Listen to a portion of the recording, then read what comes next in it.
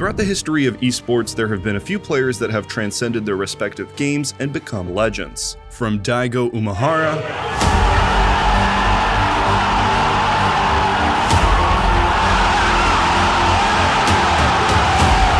to Faker. I think he's in the bed. Oh, Faker may be in trouble here. Deathmark tries to clean it up for Ryu. Oh, look at the cleanse, look at the moves! Faker, what was that? These players are often considered final bosses, and their competitors will do whatever it takes to beat them on their way to becoming champions. While it makes sense for players to do whatever it takes to win against the best of the best, what happens when tournament organizers start doing the same? While it's practically unheard of, it has happened before. This is the tale of AfreecaTV StarCraft League, and StarCraft's final boss, Lee Young-ho, better known as Flash. The man, the greatest gamer of all time across all games, Flash. 지금 너무 조급해요. 12시를 가져가도 야자도 볼 수 있었던 박성훈 선수 움직임이 잠깐 둔화됐어요. 얼마나 됐죠? 병력이 앞바닥에 돌아가고 있는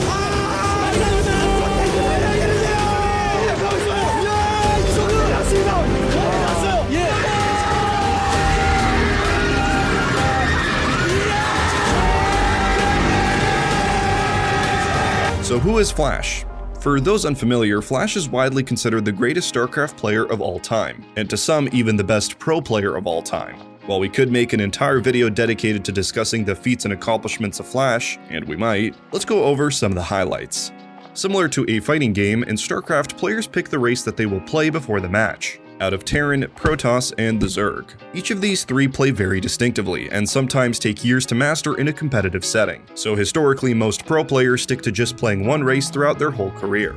Flash is a Terran player, and holds the record for the longest win streak for both Terran vs Terran and Terran vs Protoss at 22 and 13 wins respectively. In fact, he's the only professional player in history to hold a higher than 70% win rate in all of his matchups. He not only pretty much won everything, he dominated.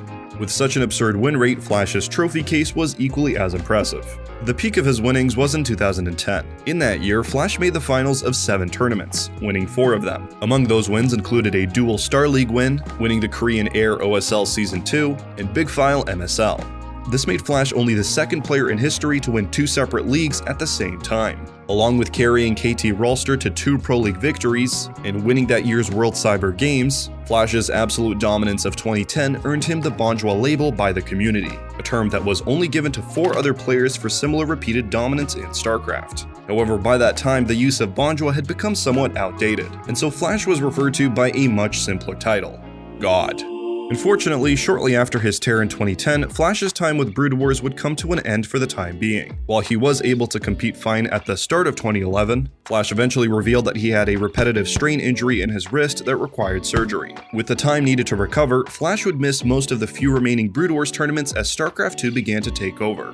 And while he would compete in the sequel for 3 years, he never saw the same level of success as he would in Brood Wars, and eventually announced his retirement on December 1st, 2015. In the end, Flash's retirement would be short-lived, as just 2 months later, AfreecaTV announced that Flash would begin streaming StarCraft Brood Wars once again. His official return to competitive Brood Wars came on June 10th, when Flash took part in the 2016 Sino-Korean Carnival, an invitational tournament that saw the best Korean and Chinese players face off against each other. Flash would end up winning the tournament, beating Bisu 3-2 in the finals. While this was technically his return after retirement, the next event would be his full return to offline tournaments. During the first season of the AfreecaTV Star League, Flash was able to escape an incredibly difficult group stage 2-1, but his return to offline competition was cut short, after being eliminated in the quarterfinals, losing 3-0 to last. Despite a disappointing result at this particular tournament, Flash would get back into his groove, and went on to remind the world why he got the nickname God. In the next 3 ASLs, Flash won back to back to back. On this streak, Flash was looking to become the first player to win 4 seasons of the same Premier tournament. And at ASL Season 5, AfreecaTV was looking to make things interesting, with a clear goal in mind: prevent Flash from winning a 4th straight title. While AfreecaTV couldn't directly affect the outcome of the matches, they could make life harder for a Terran player through the one thing they had control over: the map pool. And so, when AfreecaTV revealed the map pool consisting of Gladiator, Sparkle, Transistor, and Third World, many in the community noticed that these specific maps put a Terran player at a disadvantage. Now, Flash is not your average Terran player, and when he saw this, he welcomed the challenge. In an interview with Team Liquid prior to the season, Flash spoke on the map pool. Quote, "I think the road ahead will be quite tough. However, this has only reinvigorated me. To be honest, winning the last 3 ASLs had drained me of motivation to some extent. After seeing the maps, I surmised that this is how far they must go to stop me. I am extra motivated to show that it is not enough. I am working hard on cracking those maps. It will be tough."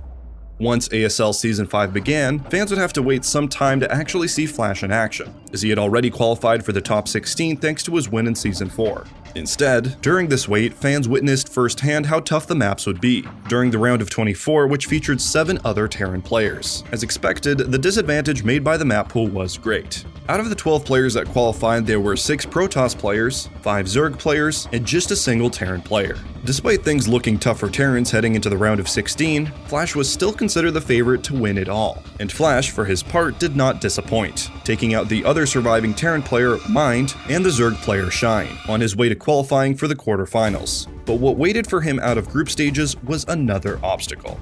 In one of the hardest map pools for Terrans, Flash's opponent in the quarterfinals was Snow, someone that many consider the best Protoss versus Terran player at the time. To anyone else, this was an impossible task. But fortunately, Flash was no slouch at the matchup himself. In fact, at that point, Flash had not lost to a Protoss player in a best-of-5 series in 11 years. All of this history on the line, the 2 players did not disappoint.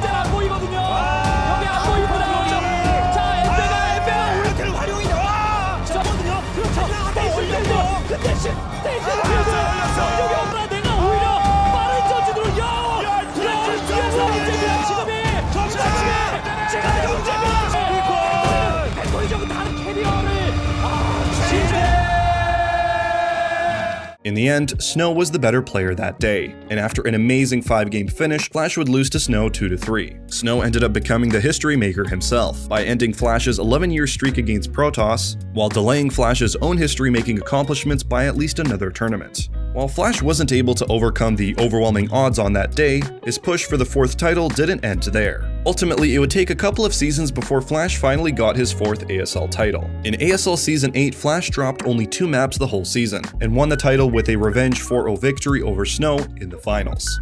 Altogether, this made for a very unique situation for a pro player, and there may never be another situation like this in esports again. A player who was simply so dominant that the tournament organizers felt like they had to step in and make things harder for just that one player. Today, fans are still patiently waiting for the end of Flash's military service, to see his return to competitive StarCraft. But it's hard to say if we will be able to see Flash compete once again with the lingering issues with his wrist. Even if we never see Flash in a competitive match again, his status as the GOAT will be impossible to dispute, considering the insurmountable odds that it takes to beat him in a series.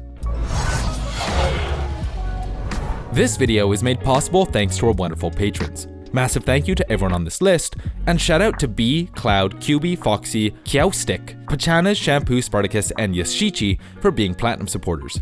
And an extra special shout out to Marco for being our Diamond supporter. Happy New Year, guys! Here's to a great 2023.